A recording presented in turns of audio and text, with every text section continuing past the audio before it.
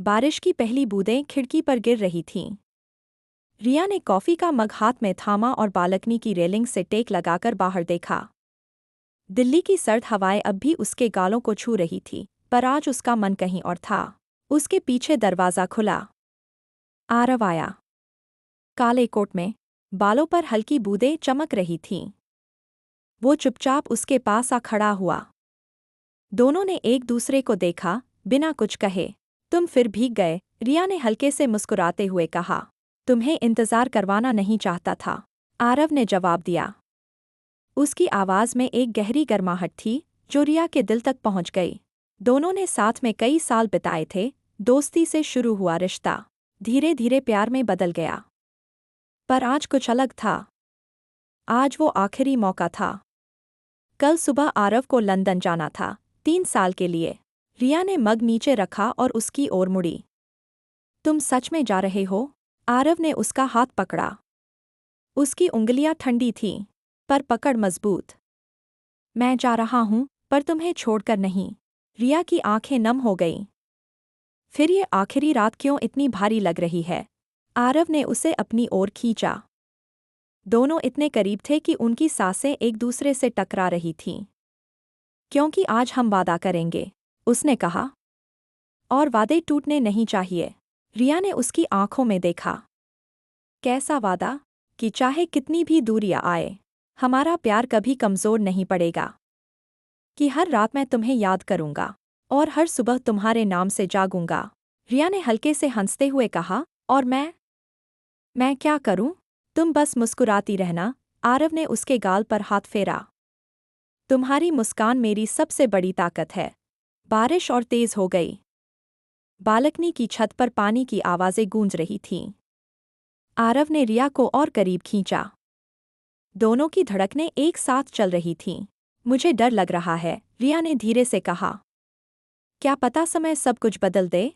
आरव ने उसका माथा चूम लिया। समय बदल सकता है, पर मैं नहीं बदलूंगा। तुम मेरे लिए वो आग हो जो कभी बुझती नहीं। रिया ने उसकी छाती पर सिर टिका दिया। तो आज रात सिर्फ हम दोनों हैं। कोई कल नहीं, कोई दूरियां नहीं। सिर्फ अभी। आरव ने उसे गोद में उठा लिया। रिया हंस पड़ी। क्या कर रहे हो? तुम्हें याद दिला रहा हूं कि मैं तुम्हारा हूं, उसने कहा और उसे सोफे पर धीरे से बैठाया। दोनों ने एक दूसरे को देखा, लंबे समय तक, जैसे सारी दुनिया रुक गई हो। आरव ने रिया के बालों में उंगलियां फेरते हुए कहा। तुम्हें देखकर लगता है जैसे मैं पहली बार किसी को देख रहा हूं। रिया ने उसकी कमीज का कॉलर पकड़ा और धीरे से खींचा। तो फिर पहली बार की तरह प्यार करो ना। आरव मुस्कुराया।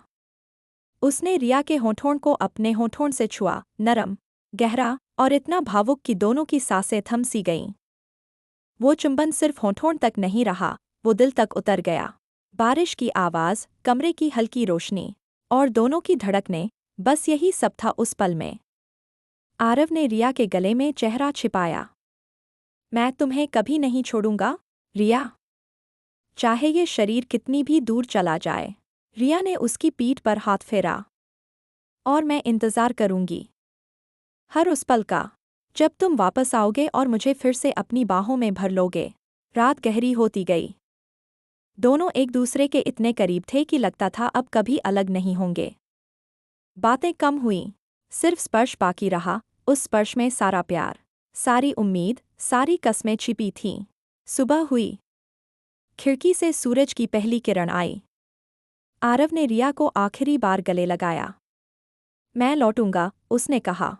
रिया ने उसकी आंखों में देखकर कहा। मैं जानती हूँ। क्योंकि ये प्यार सिर्फ शब्द नहीं, ये हमारी सांसों में बसता है। आरव ने एक आखिरी चुंबन दिया, वो चुंबन जिसमें सारी दूरियां समा गईं। फिर वो चला गया। रिया खिड़की पर खड़ी रही। बारिश थम चुकी थी। हवा में ठंडक थी, पर उसके दिल में एक गर्म आग जल रही थी। वो जानती थी, ये आग कभी नहीं बुझेगी।